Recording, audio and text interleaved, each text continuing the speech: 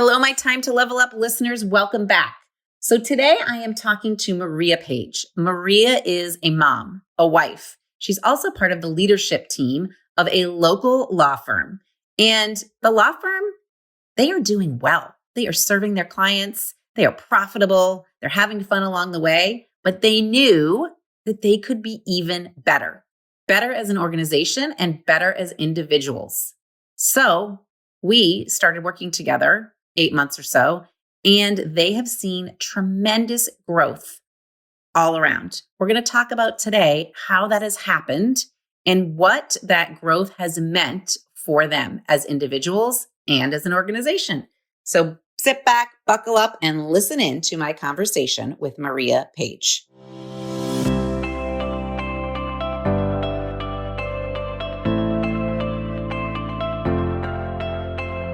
You're listening to the Time to Level Up podcast. I'm your host, business life coach, Andrea Liebross. I help women in business commit to their own growth personally and professionally. Each week, I'll bring you strategies to help you think clearly, gain confidence, make your time productive, turn every obstacle into an opportunity, and finally overcome the overwhelm so that you can make money and manage life. Let's create a plan so you have a profitable business, successful career, and best of all, live with unapologetic ambition.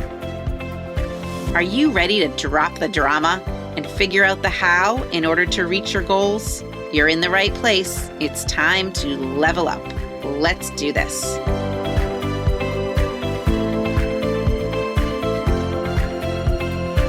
Hey, Time to Level Up listeners, welcome back.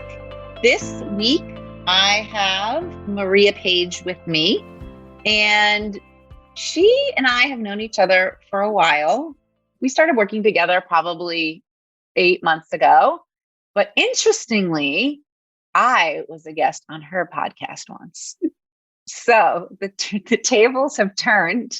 She knows what it's like now to be on the other side as she's waiting to talk right now. But I think her journey over the past 8 or so months, both just as an individual and as a member of a team, because I've been working with the whole team too, can give us some perspective on how you really can create the role you want to be in, number one. Two, how an organization can really create what I call kind of a runway to freedom, in the sense that everybody knows what they're doing and can depend on each other and get that freedom to do what they do best. And then also how kind of coaching has infiltrated her personal life too, even though it really was approached from a professional standpoint at first. Mm-hmm. Okay, enough of my talking. Maria, tell us, who are you? Introduce yourself. Well, I definitely like being on the other end of the podcast or of the interview. But a little bit about myself. So like Andrea said, I've known Andrea for a couple of years now.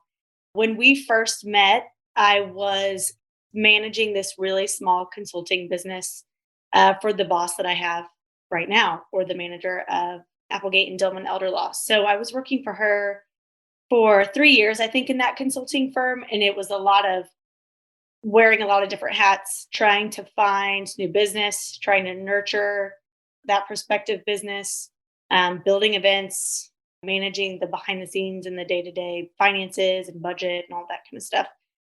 So very early on, I learned that I like to do a lot of different things, but majority of the revenue for that business came from events, which with COVID got shut down. And so having worked with Lisa for a while and known her for over a decade, she brought me into her law firm. And at that time, there wasn't really an open role for me. So she kind of just stuck me in the marketing area because she knows that I had some experience there.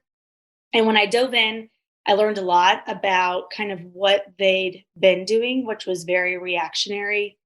It was a lot of, well, this department needs more leads or more new clients. Let's put all of our efforts there.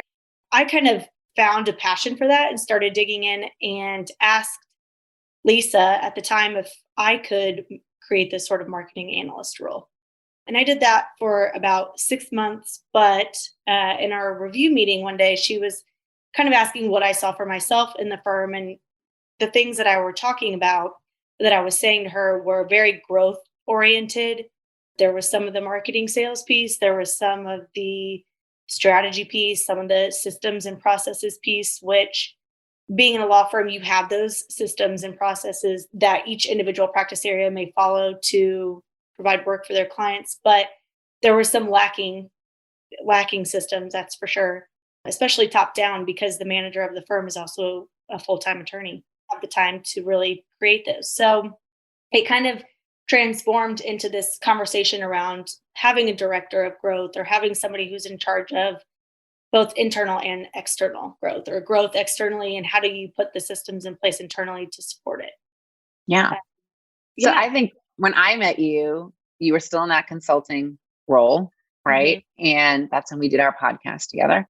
And then when I came on the scene, something I noticed, which you kind of spoke to, is that things were very siloed. Like there were systems and processes in place for different practice areas, but there really weren't firm-wide systems and processes. And then the other thing, to speak to that point about you were reactionary. Now, I think law in general tends to be both reactionary and planning. There's like a part of it that has to quickly react, and then there's a part that's like a long, drawn-out process. And yeah, when I came in, you guys were definitely in the mode of, okay, we have to get our act together. You had only so much energy and time, right? Yeah. I mean, the business is doing well, and for the most part, things are functioning, great for finding new business and reaching goals that we have set for the year and for a few years out. But you get caught in the weeds where days start to seem really long, and rather than feeling like you're moving forward and making progress, feels like you're always, one step forward, two steps back. Right. So I guess to Lisa's credit and to all of your credit, you saw growth potential in individuals and as a whole organization, right? Like both, right? So, and again, like you are bringing great business, plenty of clients. None of that was broken. It just was, you weren't growing at the rate or that you weren't living up to your capabilities. Yeah. So we started working together, and I think I still remember that first meeting where I introduced the concept of an entrepreneurial operating system, and everybody's eyes fell out of their head and thought, oh my gosh, this is going to be so much work. And how do we even start this? Is that fair? Yeah. Yeah, that's fair. That's fair. So they were all you guys were all very willing, but it seemed like a lot. Yeah. I mean, I think from my standpoint, it was exciting that sort of the leader of the business was wanting to take a chance at investing the time and energy and her leadership team to not only help them become better in their own roles, but to put real tangible systems in place, to put a real vision in place for what the future of the firm looks like, so that everyone was kind of working towards a unified goal. It was encouraging and exciting, but definitely daunting. Yeah.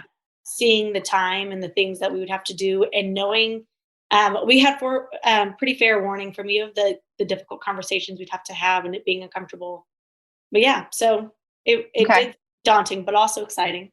It was. And I think any organization that I've gone through that process with, everybody's excited in the beginning. Then your eyes kind of fall out of your head and think, oh my gosh, what are we getting ourselves into? It gets going, it gets hard, but in the end, it's extremely rewarding, I think. What do you like? So tell me, what do you think from a personal level, or from you as an individual, but also as a firm? What have you seen now that we're kind of on the other end? So now that we're on the other end, some of the things that we've really worked hard on in the last 6 months are in place. And now we're kind of seeing the impact that it makes on a daily basis. Like, for example, these accountability pieces where we kind of struggled at first. We didn't have defined job descriptions or roles, just because the size of business has a lot of people wearing a lot of hats, a lot of duplication of efforts and work, which led to who's accountable for what.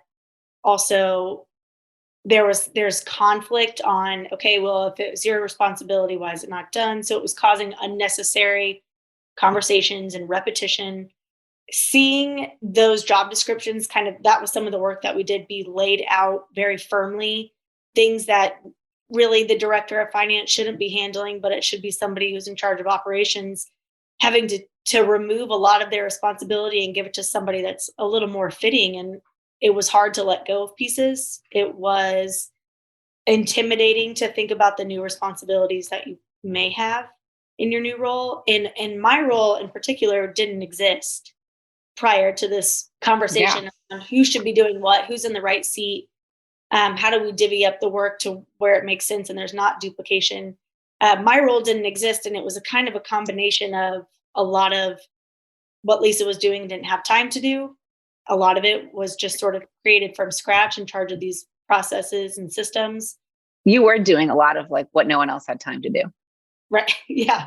Right. I mean, when we really looked at it. Yeah, it was a lot of, babysitting and doing things babysitting and doing things that Lisa didn't have the time to do, or when another attorney didn't have the time to do. So it was handed off. So when I think about this, I've just kind of been scribbling down a few things. Something I've seen is you guys have gotten really good at getting to the root of the problem. Yeah. Getting to the root of the problem and not skirting the issues, which goes into having difficult conversations. Mm-hmm. Yeah. I think that's, for me, coming out on the other end of the last 6 months, the one thing that I've learned the most is that radical candor, having hard conversations piece. Mm-hmm. Especially being in a firm where the age range is so drastically different between some of the leadership team. When you have people with a lot more experience than you, but you have to be in a position or have that difficult conversation and tell them that they're wrong or they need to do things differently, or just acknowledging that there's an issue at all. That was a conversation that nobody wanted to have and nobody wanted to say it out loud, but it made everything better. Yeah, it did. And I think something else that I've noticed is, and this is again something that lots of businesses say, we want to maintain that family feel. we want it to be friendly and family oriented, and right. So those kinds of words come up a lot in lots of businesses. And I think what they're really avoiding in saying that is they don't want to have these difficult conversations, right? Mm-hmm. But I mean, I guess you're better to speak on this than I am. Now that you are having difficult conversations, does it feel any less family oriented or like, right? I mean, no, if anything, it feels the opposite. It feels there's higher level of trust because people are saying what they're thinking, and rather than avoiding that hard conversation or sugarcoating or telling somebody else about the problem to see if there was a different way to come about it, it was just honesty, and things got accomplished a lot faster. Yes. Yeah. Move quicker because you're just saying exactly what the issue is. So I think if anything, I've only seen it contribute to the cohesiveness of the team. Yeah. So if we call like family friendly, family oriented, if that has something to do with bonding, I think this only makes it stronger. Right. And when we hop on our leadership team every week, there's no tension, there's no tension. Everything's out on the table, and it definitely takes time to get to that point where you can have the hard conversation and let it have it, and it's done and you move on. Mm-hmm. But so, and that, I mean, that took a handful of months. I mean, that was kind of working through that. But speaking of meetings, I would say one of these benefits is that your meetings are way more productive and efficient, and you are not wasting time, like rehashing. The meetings aren't really like a rundown of status anymore. Right. True. Right. Yeah, true. Across the firm, we've really put in place the same agenda for every type of meeting or very close. And it keeps everybody on track, it keeps things moving. And at the beginning of all of this, I remember thinking, oh my God, there's never going to be a time where I'm not in a meeting, how am I supposed to get any of my work done? I felt like I remember you and I having this conversation because you yeah, totally felt that way. yeah. I like my whole calendar is meetings. How am I ever supposed to actually do anything? They just felt like just a big giant waste of suck of time. Having those more productive meetings and agendas, canceling meetings that didn't really need to be there in the first place, or making sure the right people were in the right meetings and getting rid of unnecessary people. Yeah, it's definitely helped. So part of that too was everybody being really clear on what their role was, Hmm. right? Which again, there had to be some difficult conversations around that. Like, who's doing this? Who should be the right person in the right seat is just the phrase that keeps coming up. But that is all part of this process of establishing an entrepreneurial operating system, getting the right people in the right seats and to be accountable for what they're supposed to be accountable for. Right. So again, hard process, but worth it in the end, I think. Yeah, no, absolutely. And we've implemented firm-wide an accountability system just through the meetings and through kind of systems that we already had in place, like through our software and things where um, it's easy to stay on task. You know what your day looks like, you know what your week looks like, you know what your month looks like, what are your quarterly projects, what are your yearly goals. Everything is so broken down and more myopic that we're accomplishing things a lot faster. We're staying on track. We're afraid to come to a meeting and say something isn't done. Yeah. Which, I'm like, who thought you'd ever say that? I know. So things that would have taken a year are now taking a couple of months. We went through, okay, so we recently went through their Q2 goals because we're recording this at the end of June. And I think what was it, like 8 out of 10 you had nailed? Yeah. And that's good because I think you probably would have thought maybe before it would be 2 out of 10. Right. Right. I know. And we're looking at what Q3 is, and it's launching new practice areas. It's things that are really big tasks that may have been we've talked about for years that we want to do. Yes. And we have 3 months.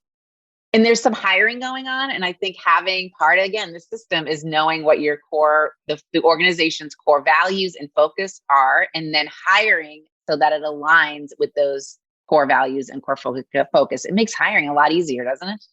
Yeah, it does. And that new person's going to come on and have SOPs and and things that are already built out for them because that's been a part of this whole process. Yeah. So they'll step into that role and have a real role. It's not going to be sink or swim, figure it out as you go. There's things that will be laid out for them and a structure in place. So they're kind of already have a jump start when they actually come on board, which is amazing. So, okay. So this whole process, it's definitely made things more efficient and productive. Time, you can now use your time in a way better way, right?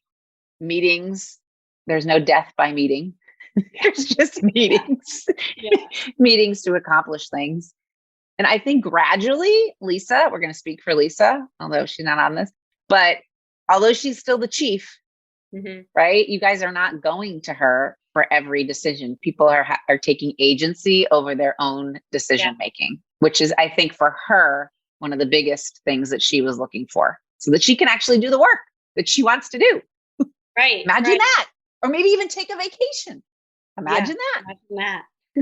Imagine She's that. going on vacation. Well, kind of vacation, I guess, next week. So it's a trip. Right. Yeah. And she asked me today, are you feeling nervous that we're going to be out? Like, I think everyone's fine. Everyone's fine. Right. So that's new because before you would have thought, oh my gosh, everything's going to fall apart. Right. So, okay. So speaking of everything falling apart, tell me, or just tell everybody in a few words, like how has this impacted home at all? How has this new thinking kind of impacted home? In a couple of different ways. So I don't know if I can say it in a few words. I'm not okay. Say it in a lot of words. So I'm a mom of a toddler. I am pregnant with my second, and both my husband and I are obviously full-time working parents.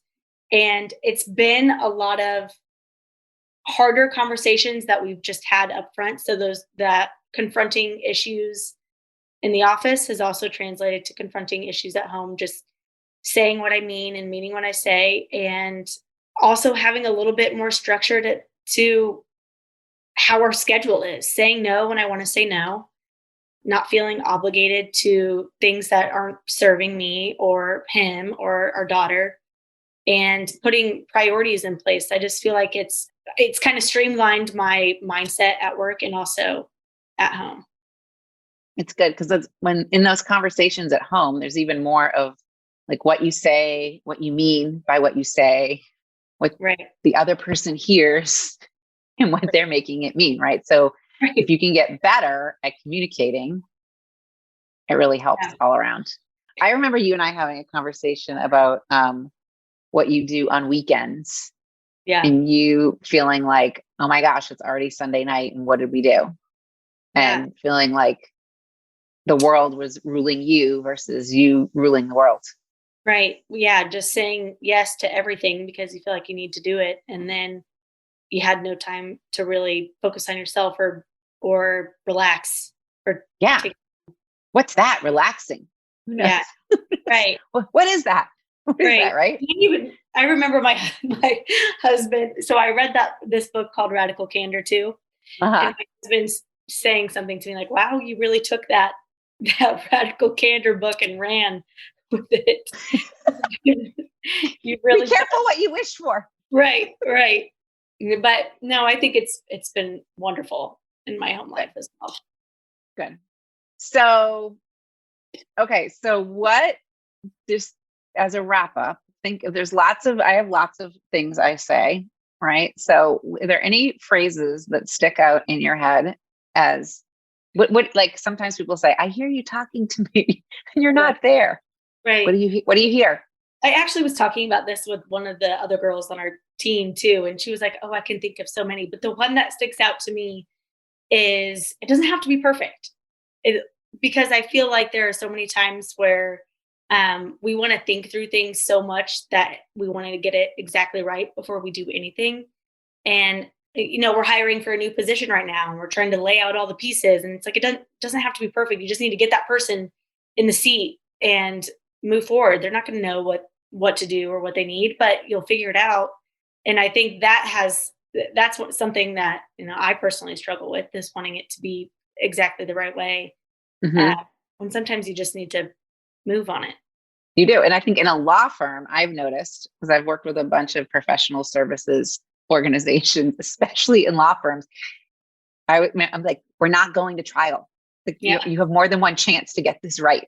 Right. This does not have to be perfect. I think that was a huge learning curve in the very beginning when we started putting this system in place. Like you guys would get stuck on whatever. And I would just say, okay, let's keep going. Like, we'll go back to it. Wait, it wasn't perfect. That's okay. Right. That's okay. Right. Let's try it out. And we've seen that now, and having gone through a quarter with this in place, that we've had to make adjustments because not everything did kind of pan out as we originally thought. And that's okay. Right. Right. It's okay. And you wouldn't have really actually known that. And that's okay is one of the things that Erin said. She was like, it's okay. That's okay. It's amazing. Yeah. That's okay. Yeah. But these lawyers, man, they want all their ducks in a row. I know. And then if it doesn't work out exactly how you planned it to, then it's like crisis. Maybe we need to go back and redo it all. Right. Rather than just adjusting. Right. So that's kind of what I call, that's like low value cycle. When you put something in place, you make it run, you realize it's not great, and you throw it out and you go back to zero. Okay. It's like crumpling up the paper and throwing it in the trash versus like kind of maybe crumpling it up, but then smoothing it out and seeing what pieces we want to keep and then keep going. That's really more of a high value cycle. And a lot of organizations struggle with that. Yeah. They want to get everything right the first time. And that's not how this works. That's not how life works. Yeah. I mean, we're going through that right now with a right person in a right seat. Is it really not the right seat? Or is it that we just need to adjust some things before we totally pick her up and put her in a different place? Yeah. Yeah. Well, it has been super fun to work with you, as well as all of the Adele. That's their acronym. Applegate and Dillman Elder Law. And that took me a little bit, because when they first said Adele, I was like, wait, Adele the singer? No. It's just Adele. And there's a lot of women in your organization too. It's all women except one. So yeah. Right. It's really been a pleasure to watch everybody evolve. Everybody, the whole thing, as a group and as individuals. I've loved it. So thank you. Yeah, thank you. Thank you for everything you've done for us in the last 6 months. 7 months. I don't know how many months. I don't know, a bunch of months. Yeah. It's changed everything, I think.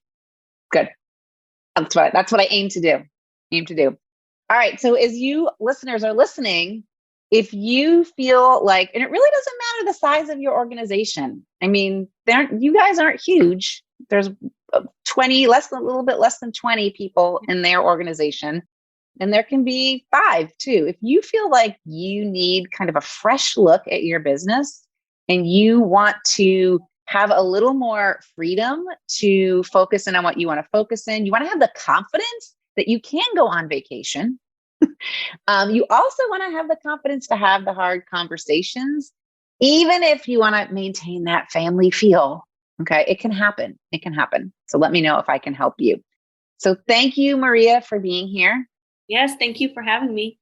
I appreciate you. Okay. Until next week, remember that there's always time to improve and it's always a good time to level up.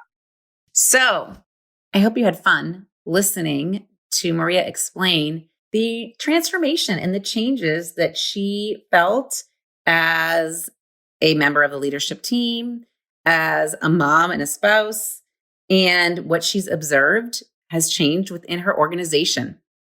I think we all can relate in some way. Imagine if your meetings were more efficient. Imagine if everybody knew exactly what they were responsible for. Imagine doing all of your hiring based on an agreed upon set of values and focus. And what if you could get to the root of the problem versus trying to put Band-Aids on things that maybe weren't causing the problem? So if I can help you and your organization do what Applegate and Dillman has done over the past 6 months or so, let me know. I'm always available for a conversation. And if you have never taken part in one of my 5 days of clear and clean thinking challenges, make sure you head over to the website and register for the next go round, which will be sometime in August of 2021. It is a free challenge that helps you get clear on how you can make the best use of your day. All right. Have a great week. I will talk to you soon. Thanks for tuning in to today's show. If you're ready to commit to personal and professional growth, move forward, make money, and manage life, head to AndreaLiebross.com. That's AndreaLiebross.com to find out about the ways we can work together. Until next time, go level up.